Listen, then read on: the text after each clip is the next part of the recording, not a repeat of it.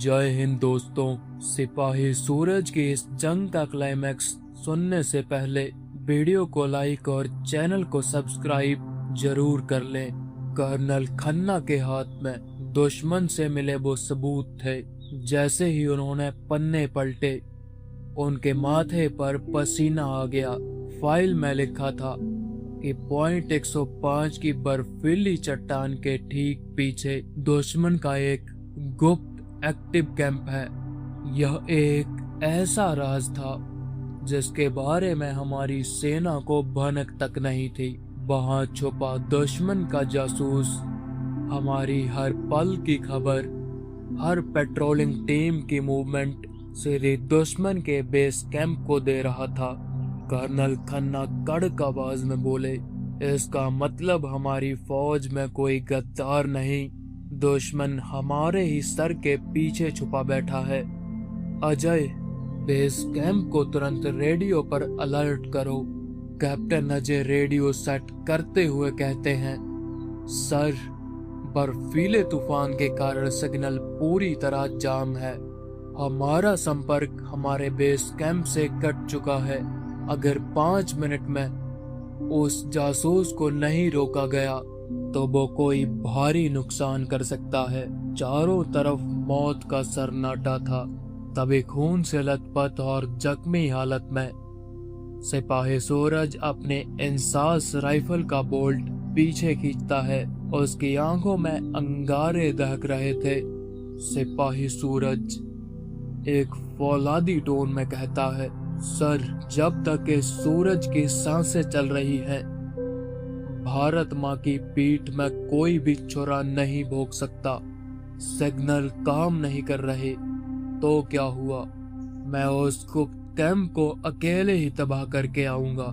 Colonel Khanna कहने लगते हैं, नहीं सूरज, तुम पूरी तरह जख्मी हो। उस बर्फीले तूफान में अकेले जाना खुद खुशी करना है।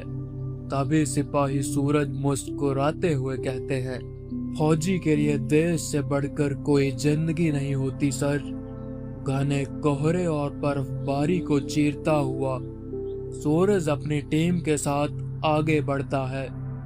तभी चलते चलते सूरज और उसकी टीम को दुश्मन का कैंप दिखाई देता है, जो कि पूरी तरह से बर्फ से ढका हुआ था।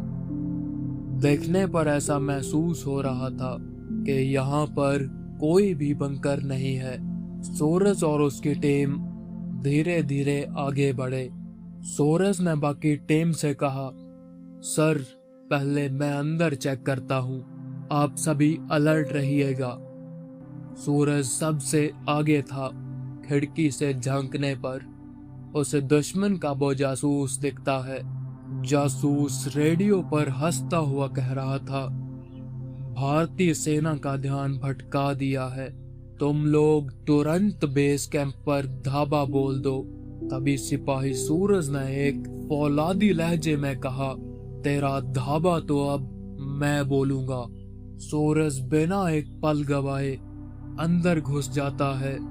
जासूस एकदम से हैरान हो जाता है और सूरज पर बंदूक तानता है, लेकिन सूरज फुर्ती से उसके कलाई मोड़कर बंदूक नीचे गिरा देता है।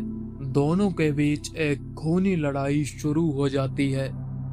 जासूस चाकू निकाल लेता है और सूरज के कंधे पर मार देता है। सूरज के कंधे में पहले से गोली लगी थी, जो जख्म अभी तक भरा नहीं था, लेकिन सूरज उस दर्द को भूलकर उसे कॉलर से पकड़ता है और हवा में उछालकर पटक देता है। दुश्मन की छाती पर पैर मारता है। सूरज उस दुश्मन को अपनी गन से वहीं ढेर कर देता है। जासूस तो ढेर हो गया था, लेकिन मरते मरते उसने बेस कैंप को उड़ाने वाला टाइमर ऑन कर दिया था। स्क्रीन पर उल्टी गिनती शुरू हो चुकी थी। सूरज जख्मी था।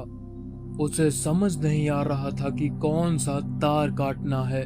तभी सिपाही सूरज चिल्लाते हुए कहता है, नहीं, मैं अपने भाइयों को कुछ नहीं होने दूंगा।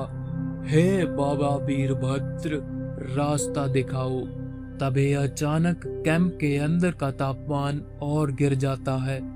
बर्फ की सफेद धुंध में सूरज को नायक बीर सिंह का साया दिखाई देता है। नायक बीर सिंह मुस्कुराते हैं और बिना कुछ बोले एक नीले तार की तरफ इशारा करते हैं। सूरज उस तार को काट देता है और टिक टिक की आवाज बंद हो जाती है और बम डिफ्यूज हो जाता है।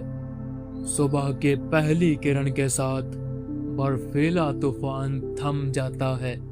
पॉइंट 105 की चोटी पर कर्नल खन्ना, कैप्टन अजय, सिपाही सूरज और 5 जाबाज जवान मिलकर झंडा लहराते हैं। सूरज के इस वीरता भरे साहस को देखकर कर्नल खन्ना, कैप्टन अजय और 5 जाबाज जवान उन्हें सल्यूट मारते हैं और फिर सभी मिलकर तिरंगे झंडे को सल्यूट करते हैं। सूरज जब मुस्कुराते हुए आसमान की तरफ देखता है तो उसे नायक बीर सिंह की रूहानी परछाई हवा में विलीन होती दिखाई देती है, जैसे वो कह रही हो, शाबाश सिपाही सूरज, अब हमारा पॉइंट 105 सुरक्षित है। तो दोस्तों, इसी के साथ सिपाही सूरज के इस देशभक्ति सीरीज का यह आखिरी एपिसोड यहीं पर खत्म होता है। यह पूरी कहानी आपको कैसी लगी, कमेंट बॉक्स में जय हिंद लिखकर अपने राय जरूर दें। मिलते हैं नई कड़क सीरीज के साथ, तब तक के लिए जय हिंद, जय भारत।